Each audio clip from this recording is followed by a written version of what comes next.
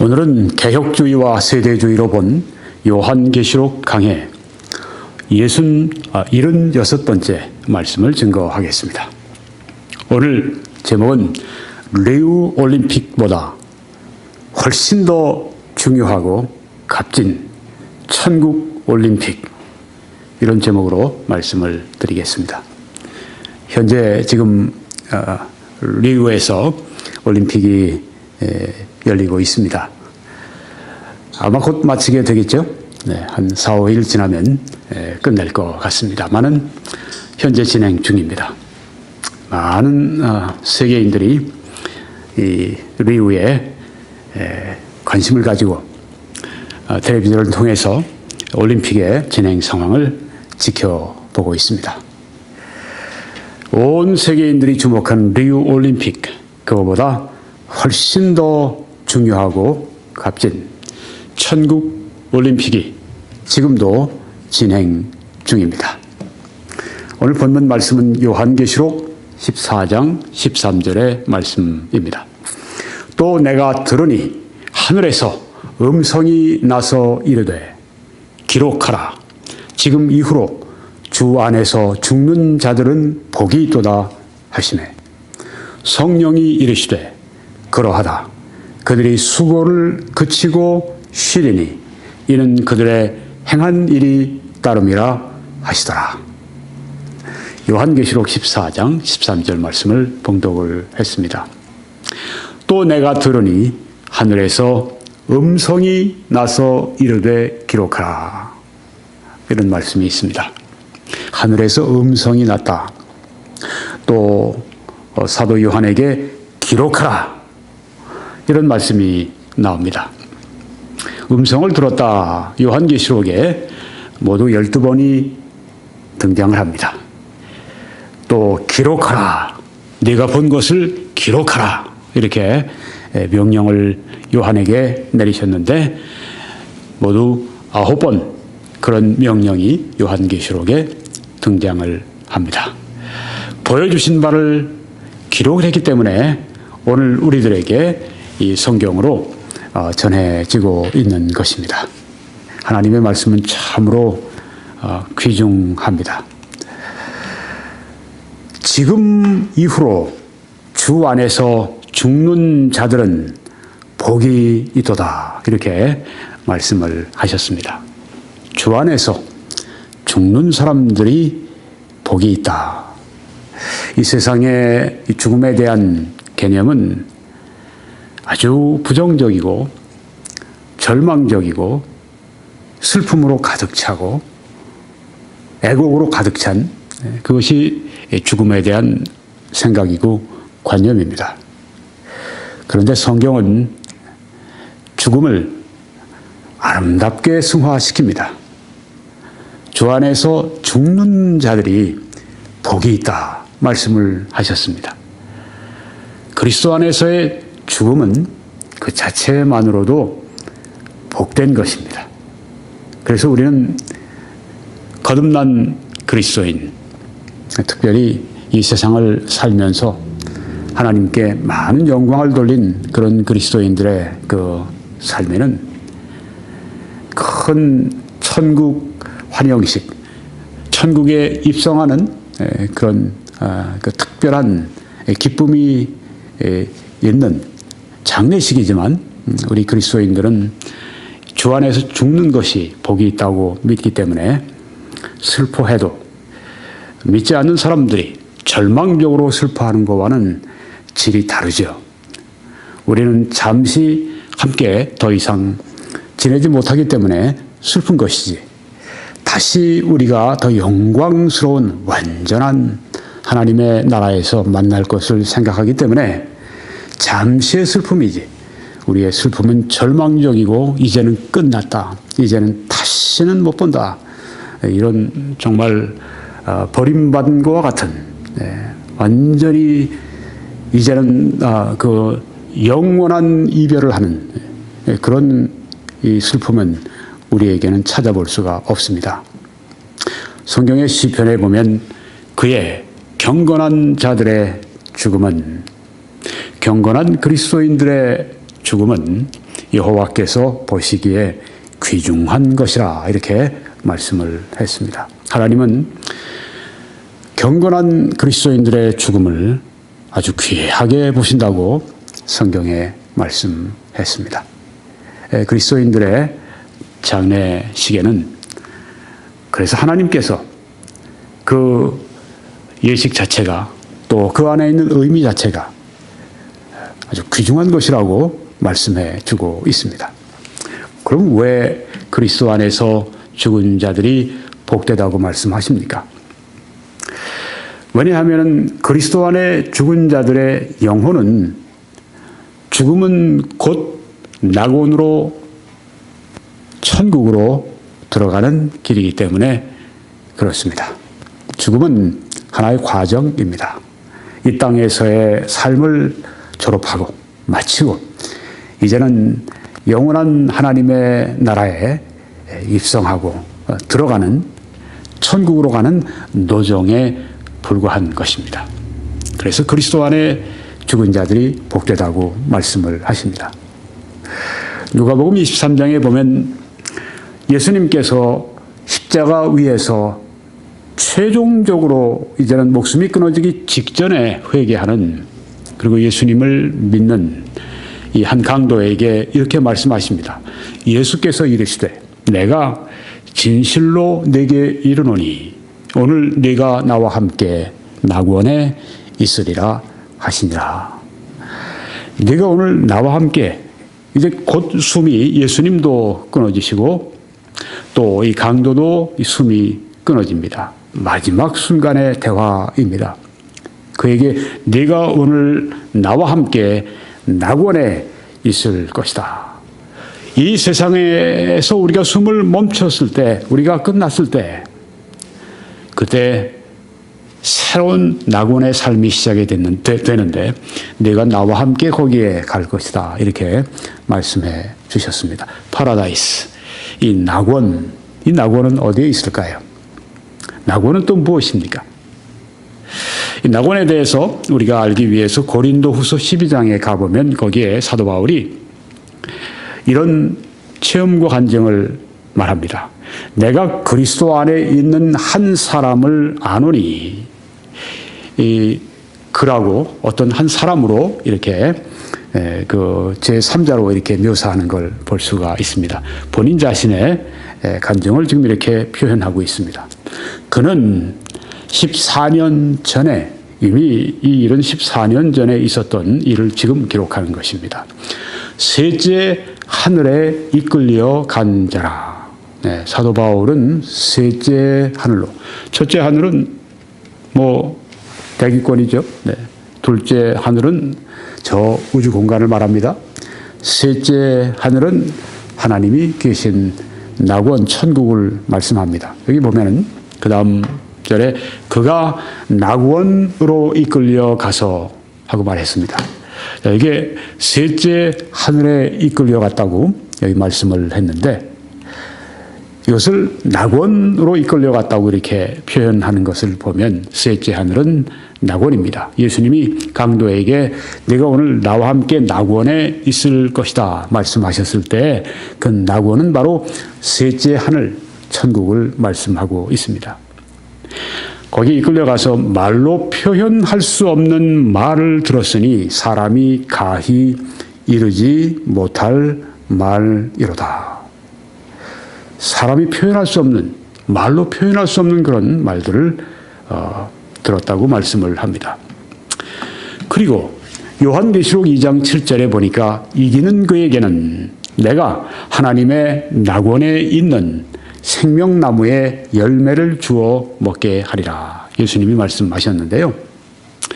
자, 예수님이 그 한 강도에게 내가 오늘 나와 함께 낙원에 있으리라 말씀하셨고 사도 바울은 셋째 하늘에 즉 낙원으로 이끌려갔다고 말씀을 했는데 여기에 또 예수님은 하나님의 낙원에 대해서 말씀해 주시면서 거기에는 낙원에는 생명나무의 열매가 있어서 그것을 주어 먹게 하리라고 말씀해 주셨습니다. 낙원에 무엇이 있었는가? 생명나무가 그래서 생명나무의 열매가 열리는 것을 볼 수가 있습니다. 낙원은 생명나무가 심겨져 있는 것입니다. 생명나무가 심겨져 있는 것이 어디입니까?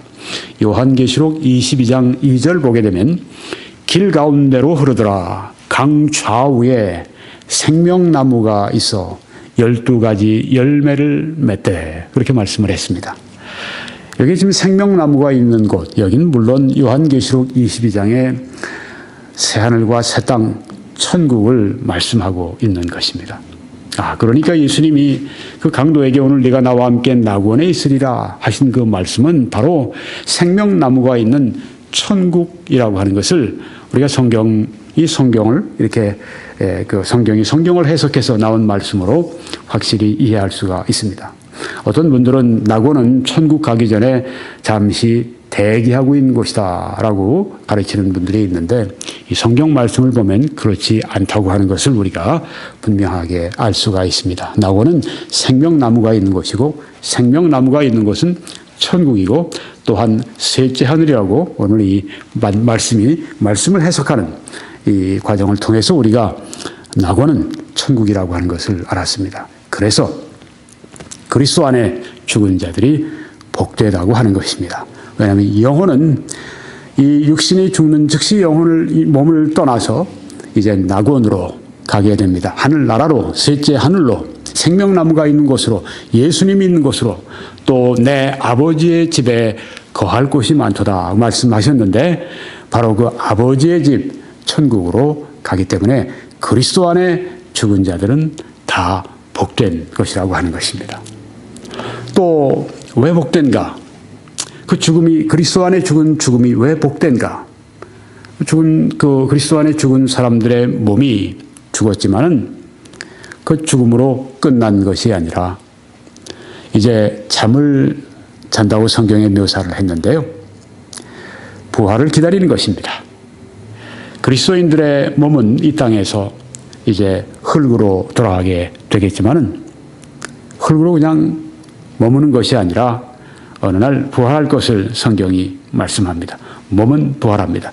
그리스도인들의 영혼은 죽지 않으니까 부활할 필요가 없죠. 네.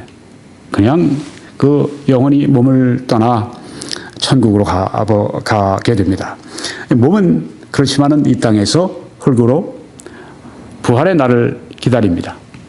고린도전서 15장에서는 보라, 내가 너희에게 비밀을 말하노니 우리가 다 잠잘 것이 아니요 마지막 나팔에 순식간에 홀연히 다 변화되리니 나팔 소리가 나매 죽은 자들이 썩지 아니할 것으로 다시 살아나고 우리도 변화되리라고 말씀을 했습니다.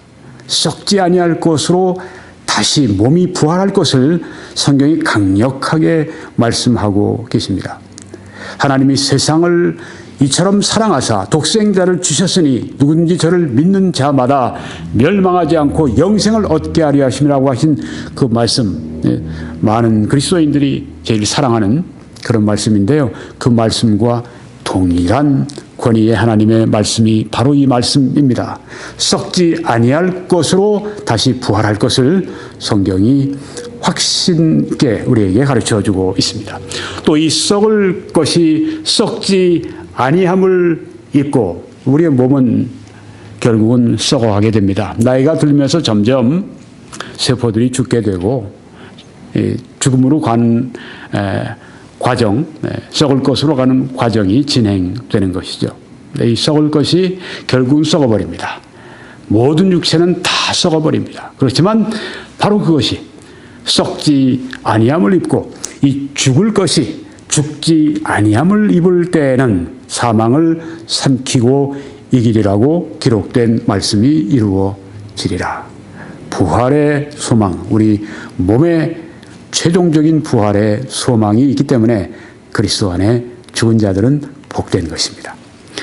그래서 사망아, 너의 승리가 어디 있느냐?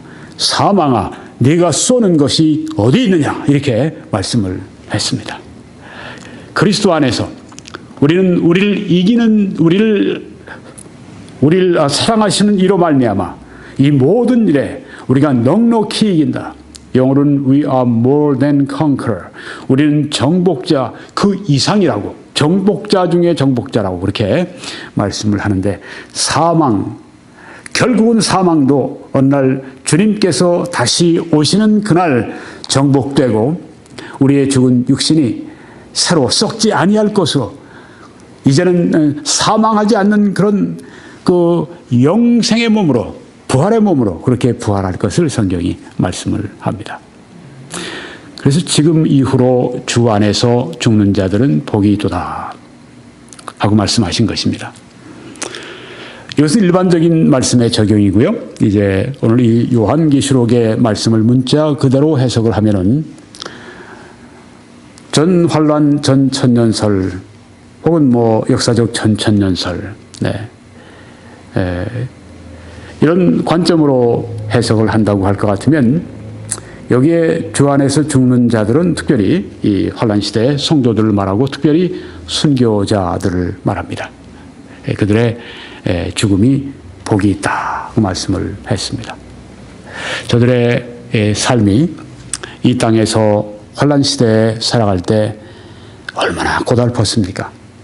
짐승의 표 666을 받지 않기 때문에 매매하는 이 표를 저들이 구하지 않기 때문에 저들이 이 사회의 어떤 공동체에서 벗어나서 홀로 그 몇 년간을 그렇게 비참한 가운데 이 땅을 유리하면서 살아가고 또 많은 사람들이 순교의 피를 흘리게 되고, 인간적으로 볼 때는 참으로 불쌍하고 인간적으로 볼 때는 참으로 패배한 사람들이고, 그렇지만은 우리 하나님께서는 말씀하시기를 주 안에서 죽는 자들은 복이 있다고 말씀을 했습니다. 그리스도인들은 하나님의 관점에서 세상 만물을 봅니다. 세상에서 볼 때에는 실패자로 낙인이 찍혀도 하나님께서 보시기에는 최고의 승자로 그렇게 평가가 되는 것입니다.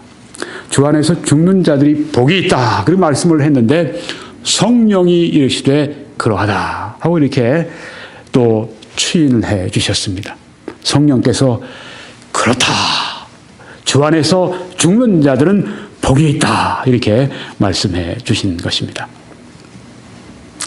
이 땅에서의, 이 지상에서의 삶은 어떤 삶인가? 성경이 그리는 삶은 섬김의 삶입니다. 선행의 삶입니다. 하나님을 섬기는 삶입니다. 공적을 쌓는 그런 삶입니다. 천국의 삶은 어떻습니까? 천국에서의 삶은 이 모든 섬김을 이제 끝내고 쉼과 섬김에 대한 보상을 받는 삶입니다. 주제가 확 바뀌죠. 구원을 받기 전에 사람들에게는 하나님께서 섬기라 혹은 율법을 지키라, 나의 계명을 지키라, 너희들이 행한 대로 거두리라, 이런 말씀이 전혀 나오지 않습니다. 구원받지 않은 사람들에게는 믿으라, 영접하라, 이 말씀만 나옵니다. 오히려 구원받기 전에, 예수 믿기 전에 그 삶의 행위를 강조하거나 내가 율법에 대해서 강조하거나 내 힘으로 하나님을 기쁘시게 해드려서 구원받으려고 하는 그런 모든 것들은 성경에서 완전히 제거해 버리십니다. 율법으로 의롭다함을 얻을 육체가 없나니 하나도 없다고 성경에 말씀했습니다. 또 너희가 그 은혜를 인하여 믿음으로 말미암아 구원을 받았나니 이것이 너희에게서 난 것이 아니요 하나님의 선물이라.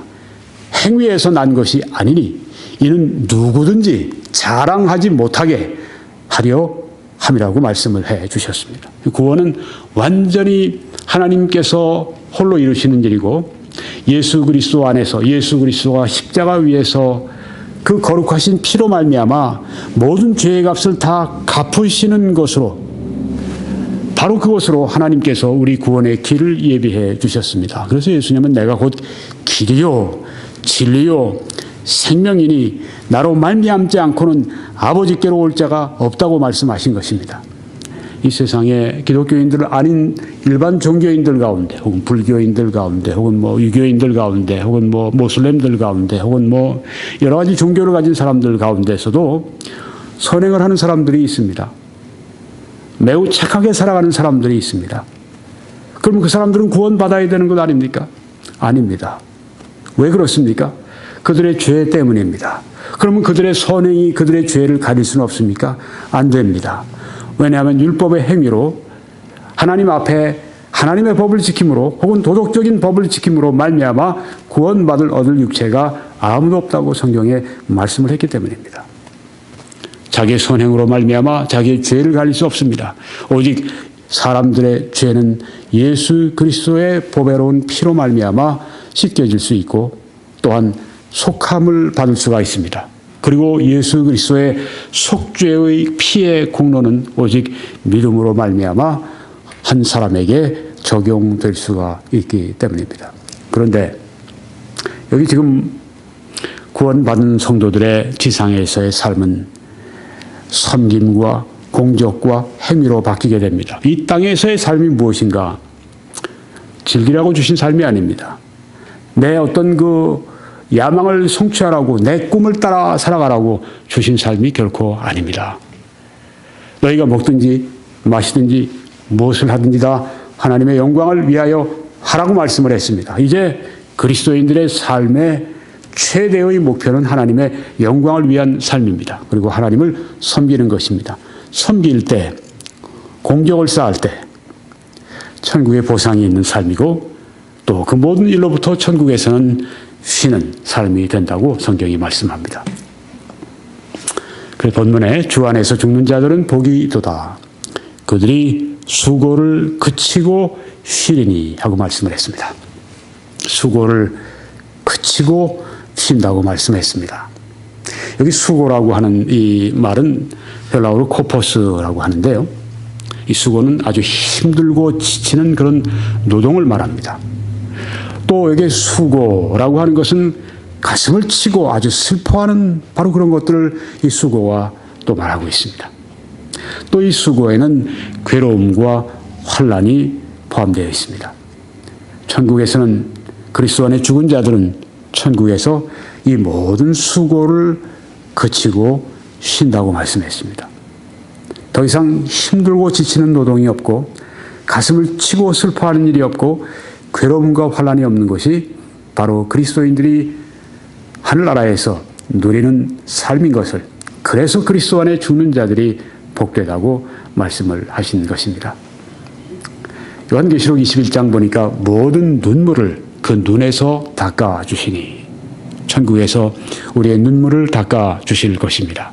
다시는 사망이 없고 애통하는 것이나 곡하는 것이나 아픈 것이 다시 있지 아니하리니, 이렇게 천국의 쉼에 대해서 우리들에게 말씀해 주셨습니다. 사망도 없고 천국엔 장례식이 없어요.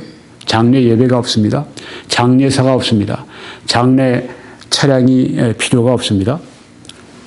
요사이 텔레비전 보니까 뭐 프리드 라이프인가 하는 그런 그 장례 보험 그런 것을 뭐 드는 것이 있던데, 천국에는 장례 보험이 없습니다.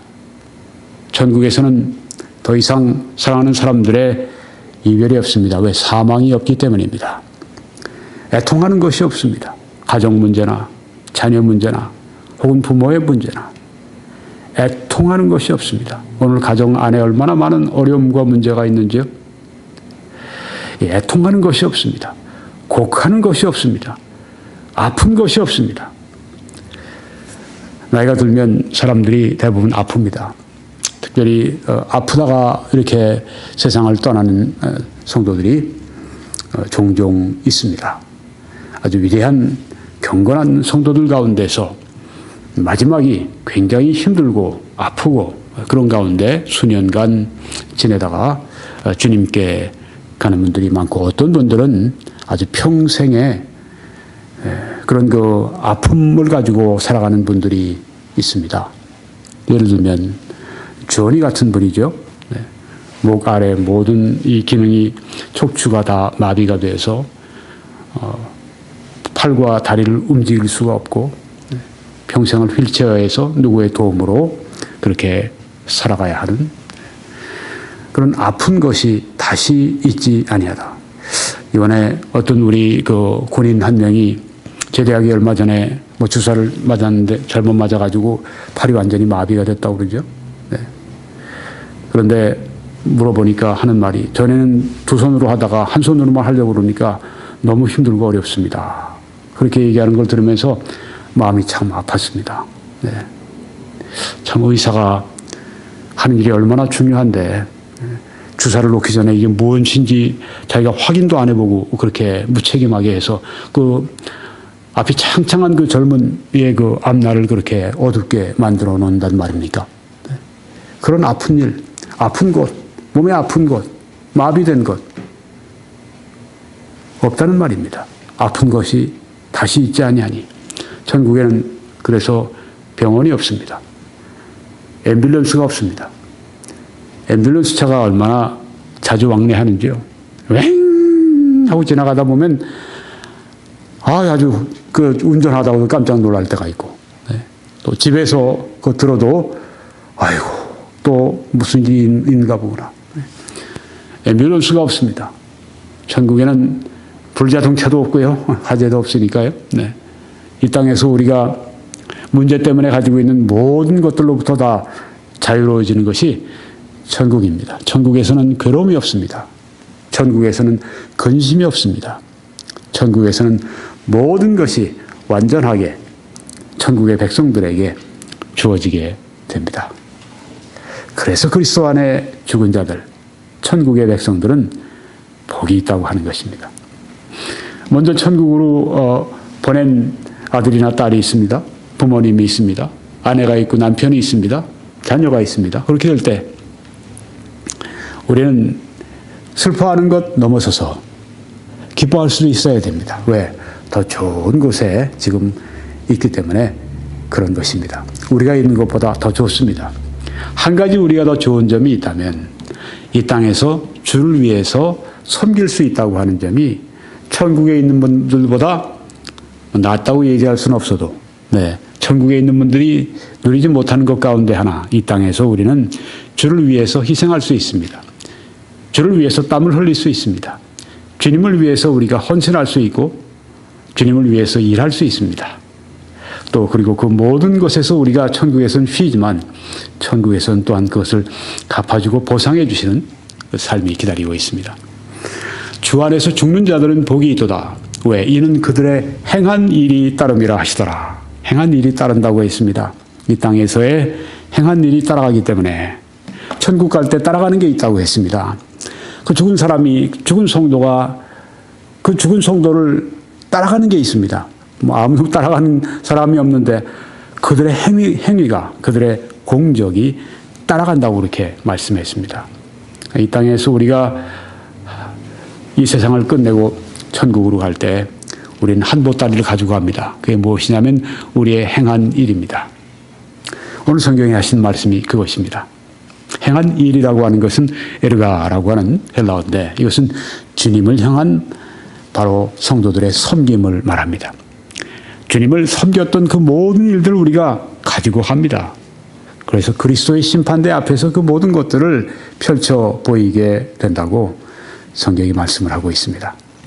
히브리서 6장 보니까 하나님은 불의하지 아니하사 너희 행위와 그의 이름을 위하여 나타낸 사랑으로 이미 성도를 섬긴 것과 즉 그 사랑으로 그 행동으로 성도를 섬긴 것과 이제도 섬기고 있는 것을 잊어버리지 아니하시느니라. 이렇게 말씀을 했습니다. 성도를 섬긴다고 하는 것은 교회를 섬기는 것입니다. 그것을 잊어버리지 않는다고 말씀하셨습니다. 교회를 섬기는 것이 얼마나 중요합니까? 가깝게는 그 개교회를 섬기는 것이 본인들이 속한 개교회를 섬기는 것이 얼마나 중요합니까? 성도를 섬기는 것이 얼마나 중요합니까? 또한 더 우리가 확대해서 세계적으로 모든 주님의 자녀들, 주님의 교회들, 세계적으로 그들을 또한 우리가 섬기는 것이 얼마나 귀합니까? 왜? 이 성경에 말씀하시기를 이미 성도를 섬긴 것과 지금도 이제도 섬기고 있는 것을 하나님은 잊어버리지 아니하시리라 말씀을 했습니다. 우리가 섬기고도 잊어버린 게 얼마나 많이 있습니까? 그런데 하나님은 전혀 잊지 않으시고 다 기억하시고 우리가 올 때 그때 함께 그 모든 것이 주님 보시기에 다 펼쳐지게 되는 것입니다. 따라온다고 했습니다. 성도를 섬긴 것, 교회를 섬긴 것, 그리스도의 몸된 교회를 섬긴 것, 이 모든 것들이 따라오고 그것을 잊어버리지 않으신다고 여기에 성경에 말씀하지 않습니까? 사도 바울은 그래서 디모데후서 4장에서 나는 선한 싸움을 싸웠다.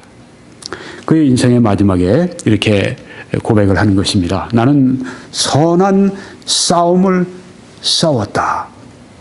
우리 모든 그리스도인들이 이 싸움을 싸워야 합니다. 어떤 싸움인가? 선한 싸움을 싸워야 합니다. 나의 달려갈 길을 마치고 하나님이 그에게 주신 길이 있습니다. 그 길을 이제 마쳤습니다. 믿음을 또한 지켰으니 이제 후로는 나를 위하여 의의 면류관이 예비되었으므로 사도 바울은 상을 믿었습니다. 그가 하늘나라 갈 때 그의 행한 일이 함께 따라간다고 하는 것을 알고 있었습니다. 행한 일은 왜? 그 일을 하나님께서 보상해 주시는 것을 알기 때문에 천국 가는 것은 무엇인가? 바로 내가 이 땅에서 주를 섬긴 것, 그리스도의 몸을 위해 섬긴 것, 그 모든 것에 대해서 보상해 주시는 것이 천국이라고 성경에 말씀하고 있습니다. 여기 성경에 의의 면류관이 예비되어 있다. 면류관이 예비되어 있다고 이렇게 사도 바울이 말씀하고 그것은 또한 주 곧 의로우신 재판장이 그 날에 내게 주실 것이며 내게만 아니라 주의 나타나심을 사모하는 모든 자에게 도니라 이렇게 말씀을 했습니다. 재림 때 이제 또 그리스도의 심판대 앞에서 우리가 상을 받게 될 때 그때 하나님을 섬긴 모든 사람들에게 이런 면류관이 있을 것을 성경에 말씀을 하고 있습니다. 만일 고린도전서 3장에도 만일 누구든지 금이나 은이나 보석이나 나무나 풀이나 지프로 이 터 위에 세우면 각 사람의 공적이 나타날 터인데 works 그들의 섬김, 그들의 업적, 그들의 공로, 그들의 행한 일, 공적이 나타날 터인데 그날이 공적을 밝히리니 그날이 있습니다.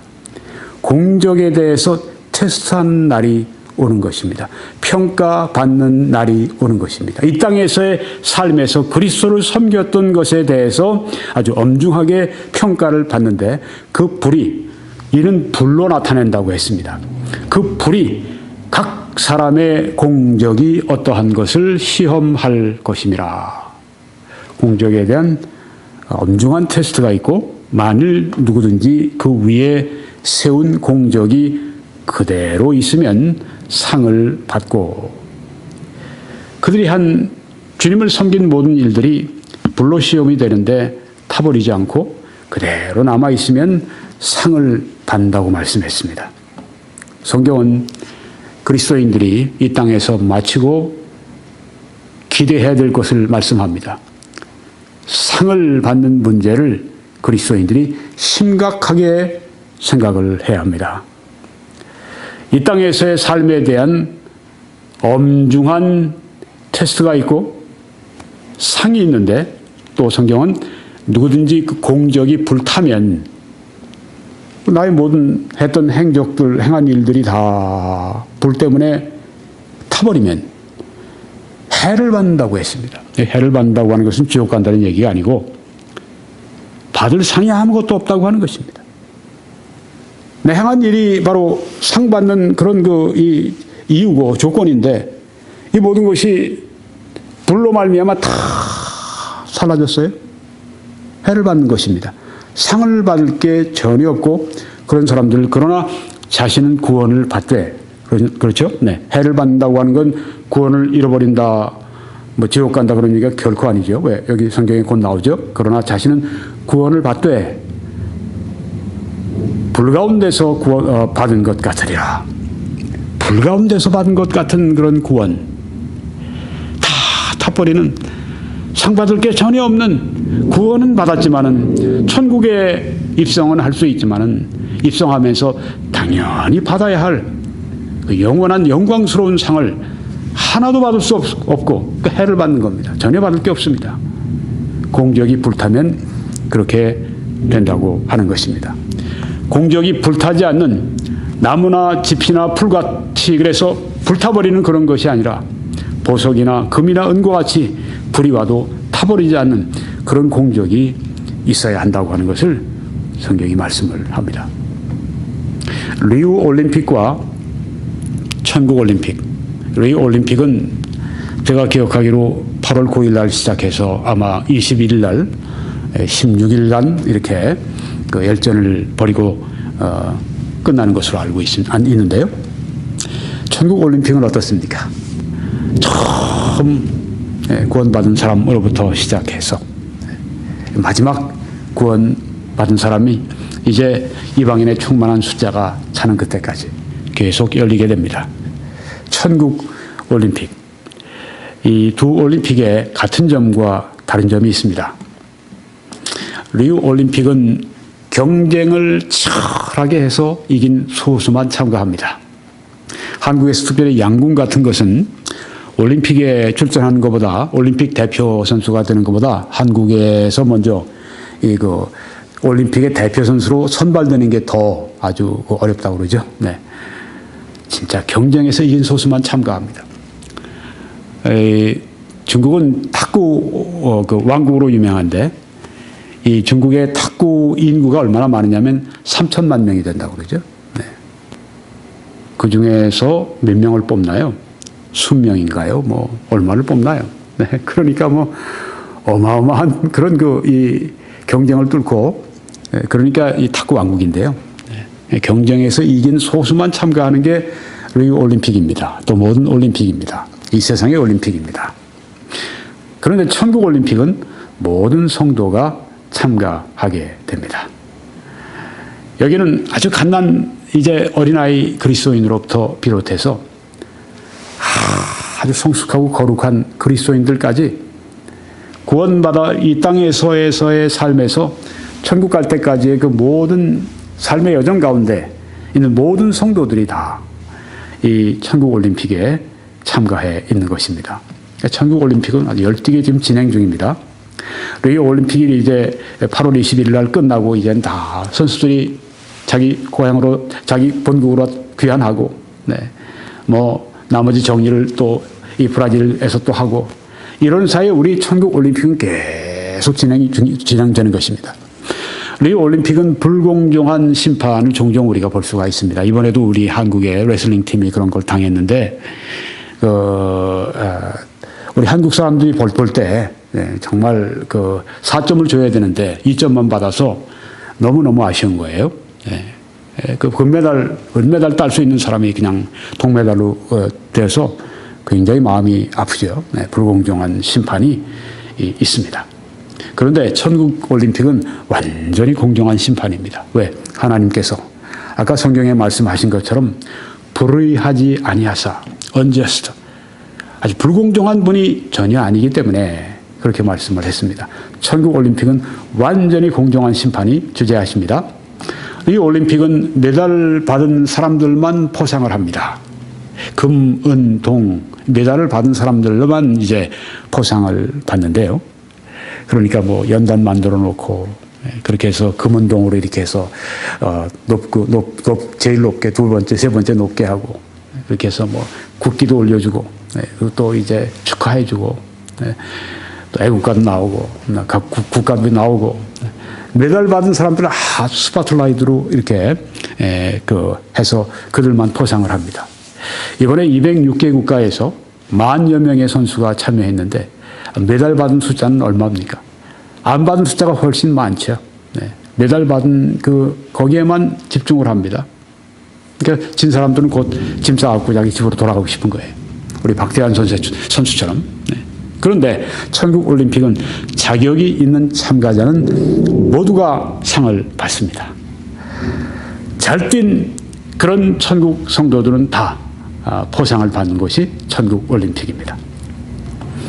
리우 올림픽은 이 땅에서 잠시 받는 영광입니다.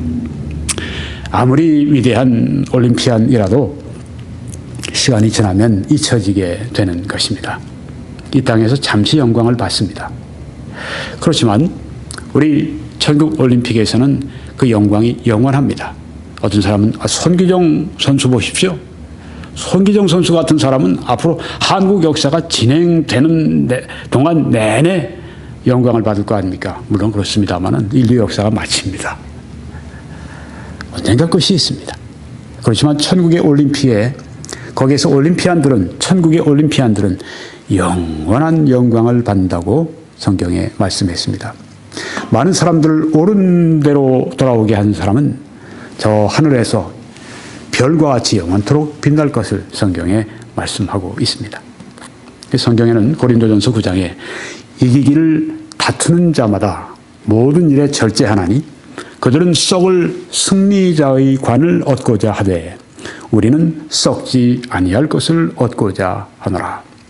그 당시에 그리스의 올림픽을 이제 비유로 해서 우리는 오늘 리우 올림픽을 예로 들었지만 사도 바울은 그 당시에 그리스에서 열리는 그 올림픽을 말씀하면서 예로 들어서 그들은 그 그리스의 올림피안들은 썩을 승리자의 관을 결국은 그때는 이제 면류관을 이런 월계관 같은 거로 이렇게 했으니까 네, 이제 시간이 지나면서 이제 실죠. 네, 결국 썩습니다. 그런데 우리는 썩지 아니할 승리자의 관을 얻고자 하노라. 우리의 상은 썩지 않습니다. 우리의 상은 영원하다고 말씀을 했습니다. 그리고 현재의 고난은 장차 우리에게 나타날 영광과 좋게 비교할 수 없다고 말씀을 했습니다. 이처럼 앞으로 우리들에게 주어질 그 상급, 그 영광, 이것은 비교할 수가 없습니다. 이 땅에서 받는 고난의 비례만큼 그 영광이 커지게 될 것입니다. 그래서 고난 때문에 고난에만 여러분이 그렇게 눈을 두지 마시고 이 고난으로 말미암아 더 큰 영광을 하나님이 주실 것을 생각하고 그 가운데도 감사하시기 바랍니다. 리우 올림픽에서는 금메달을 따면 영국이 제일 아주 인색합니다. 기념 우표 한 장만 이렇게 만들어서 준답니다. 포상금이 없어요. 대부분의 나라는 포상금이 있습니다. 우리나라는 한 1억 정도 이렇게 포상금을 준다고 해요. 금메달을 따면 이것저것 체육협회에서 주는 것 이거 등등 해서 한 1억 원 정도가 이렇게 그 이상이 간답니다. 그리고 또 메달 그 100만 원 이상씩도 이렇게 정부에서 지급을 해준다고 그러죠. 그뿐이겠습니까? 그 다음에 또 CF 방송 나가서 또 모델로 해서 또 찍고 그래서 소위 돈방석에 앉는다는 그런 말을 하는데, 네. 금메달이 하나도 아니고 2개, 3개, 4개 이렇게 따는 사람들이 있으면 횡재하는 것이죠. 네. 게다가 동메달 이상 따면 한국에서는 남자들은 이제 군 병역 면제 혜택을 주기도 합니다. 제일 많이 주는 곳은 말레이시아라고 그래요. 14억, 금메달 따면 14억을 준답니다. 네. 또 북한은 거기 또 굉장히 또 아주 잘 대우해 주죠. 네. 어떻게든지 자기 이 나라의 이미지, 이 북한의 이미지를 보여주기 위해서, 돋보이기 위해서 그러는 건데, 네. 리우 올림픽에 참여한, 그래서 거기에서 이제 어렵게 해서 메달을 땄을 때 상금이 있습니다. 그런데 천국의 올림피안들은 이건 값으로 쳐서 도저히 값을 매길 수 없는 그런 아주 정말 값비싼, 도저히 다른 것으로 비교할 수 없는 그런 상급을 받을 것을 성경이 말씀을 하고 있습니다. 리우 올림피안들은 노력을 했는데 반드시 보상이 안 됩니다. 열심히 노력했는데, 누구보다 열심히 노력했는데 보상이 안 되는 경우가 왕왕 있습니다. 그런데 우리 천국에서는 어느 누구든지 수고한 만큼 반드시 보상이 되게 됩니다. 이 땅에서 올림픽 하게 되면 그날 뭐 컨디션에 따라서 그동안 노력했던 모든 것들이 있는데 감기가 걸렸거나 뭐 그러면 자기의 컨디션을 발휘할 수 없는 거예요. 그럼 그동안 했던 모든 노력들은 다 물거품이 되고 허사가 되어버립니다. 그런데 우리 천국의 올림피안들은 수고한 것 우리 주님께서 다 기억하시고 보상하신다고, 잊지 않으신다고 여기 처음에 제가 말씀을 보여드렸습니다. 하나님께서 잊어버리지 아니하시느니라. 또 우리 올림픽에 참가한 사람들은 그 보상이 불확실합니다. 다들 금메달이나 혹은 동메달을 따고 싶고 8강 안에 들고 싶고 다 뭔가 이렇게 개인적으로 팀으로 이렇게 꼭 상을 좀 받기를 원하지만 그 원하는 대로 그렇게 보상이 되지 않습니다. 불확실합니다. 그런데 천국의 올림피안들은 보상을 확실하게 받습니다. 이것이 차이점입니다. 이 땅에서의 올림픽은 타인과 경쟁해서 이겨야 보상을 합니다. 그렇지만 천국의 올림피안들은 죄와 세상과 마귀와 싸워 이길 때 보상을 받게 됩니다.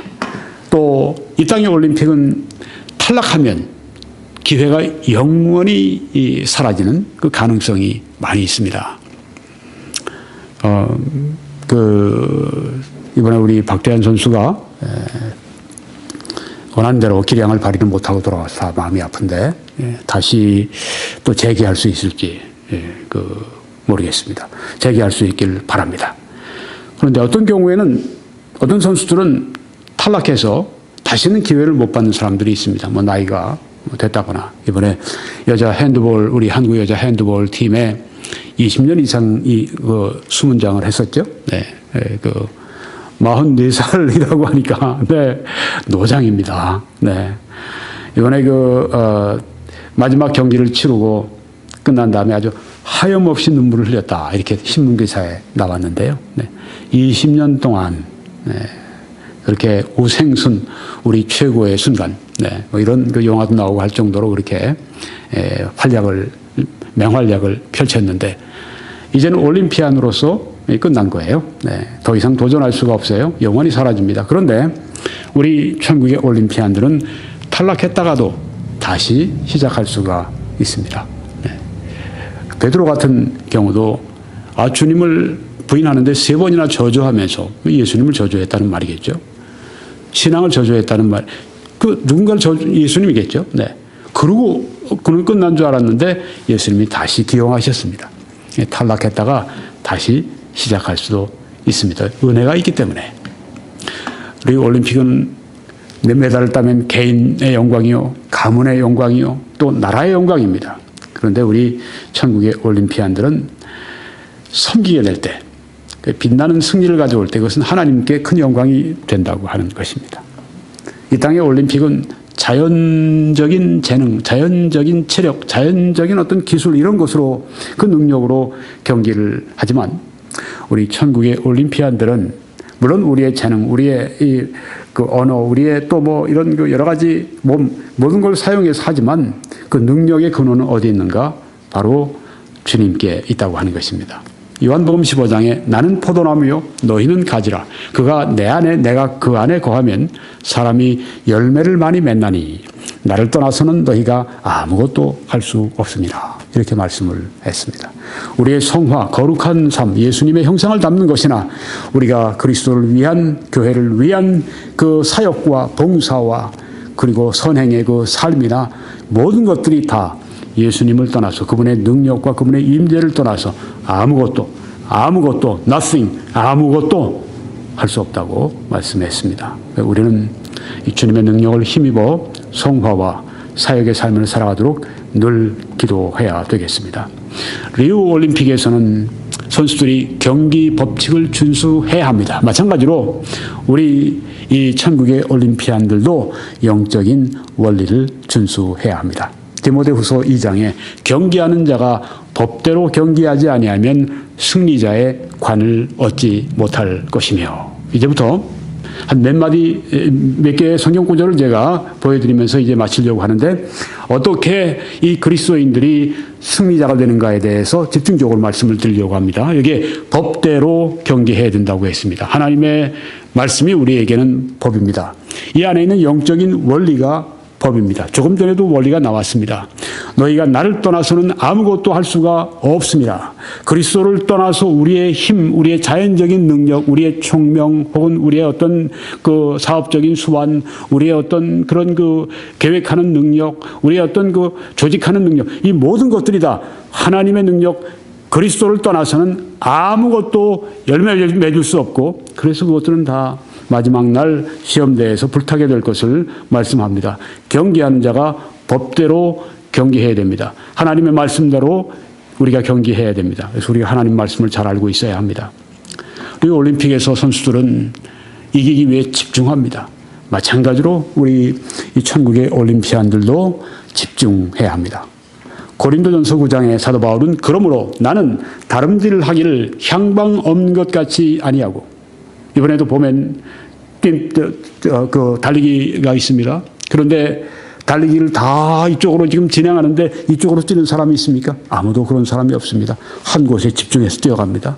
그렇게 향방 없는 것처럼 뛰어가는 게 아니라 집중해서 뛰어가야 됩니다. 그 목표가 하나님의 말씀이 돼야 되고, 그 목표가 하나님의 뜻이 돼야 합니다.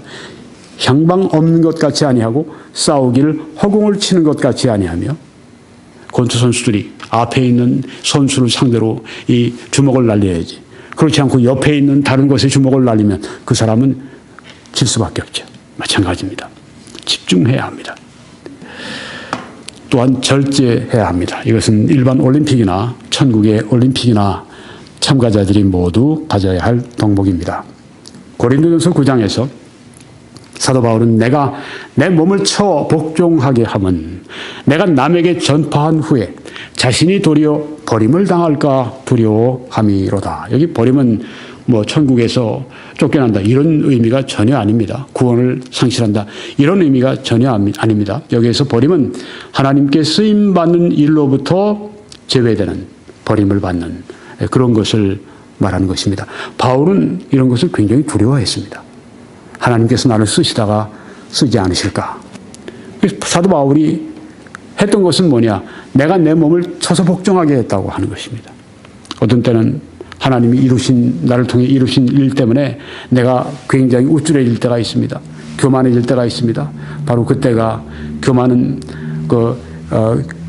하나님께서 미워하시는 것이고, 하나님이 교만한 자를 대적하신다고 말씀을 하셨는데, 교만으로 말미암아 결국 하나님이 쓰시다가 하나님이 오히려 적으로 그렇게 대해 주시는 이런 그 일을 당해서는 안 됩니다.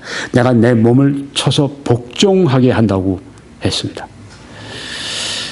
네, 이 절제, 이것이 천국의 올림피안들이 승리하기 위해 필요한 덕목입니다. 또 일반 올림픽의 주자들도 메달에 대한 그 열망이 아주 강렬합니다. 우리 이번에 탁구 선수가 한 명이 있었는데, 유승민인가? 네, 이름이 그렇죠? 아주 이 중국 선수들 세계 최강의, 보니까 아주 탁구 완전체라고 그렇게 어떤 기자가 표현을 했던데, 중국 선수들이 완전한 기술로 그렇게 이 세계를 제패하고 있는데, 그 중국 선수들에게 당당하게 맞선 우리 한국 선수가 한 명 있었죠. 네, 결국은 이제 금메달을 놓쳤습니다만은 메달에 대한 그 열망이 아주 남달랐더군요. 이 코치가 하는 말이, 이 선수는 이 선수들 연습하는 연습장에 맨 먼저 들어와서 불을 킨답니다. 그리고 나중에 다 떠나고 혼자 남아 있다가 맨 나중에 불을 끄고 나온답니다. 그만큼 열심히 했는데 왜 그랬습니까? 메달에 대한 열망이 강했던 것이죠. 아주 강했던 것입니다. 잠잘 때도 이 스마트폰을 가지고선 이 중국 선수들 이 탁구 치는 거 보면서 연구하는 걸 했다고 그러더라고요. 잠자기 직전까지 자나깨나. 왜? 이겨야 되겠다. 그래서 내가 이제는 이 금메달을 중국 선수들에게서 가져와야 되겠다. 다음 도쿄올림픽에서 중국 선수들 반드시 이기는 사람이 되기를 바랍니다. 네. 메달에 대한 그 열망, 네. 이런 것들이 바로 그 선수들로 하여금 절제하게 만들고 집중하게 만들고 그 모든 것을 희생하고 아주 그 일에 자기 자신을 완전히 드리는 헌신하는 그런 이 동기를 부여하지 않습니까? 우리도 마찬가지입니다. 하나님이 주실 상에 대해서 하나님이 주실 그 메달에 대해서 우리도 열망해야 합니다.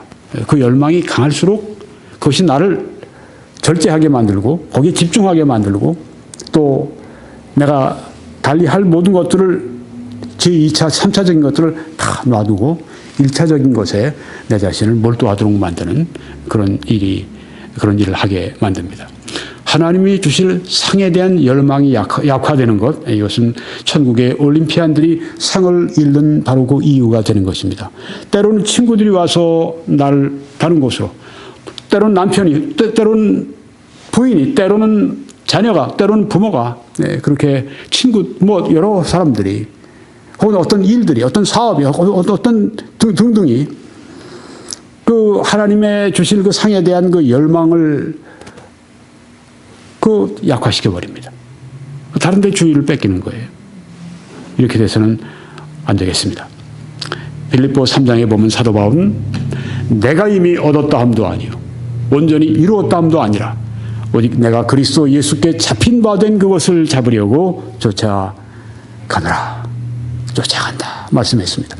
형제들아 나는 아직 내가 잡은 줄로 여기지 아니하고 이렇게 많은 것을 이루었는데도 불구하고 내가 아직 잡은 줄로 여기지 아니하고 오직 한 일 즉 뒤에 있는 것은 잊어버리고 대단하죠. 이게 챔피언입니다.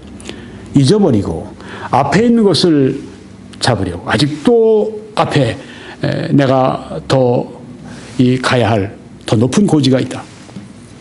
표대를 향하여 그리스도 예수 안에서 하나님이 위에서 부르신 부름의 상을 위하여 쫓아간다고 이렇게 말씀을 했습니다.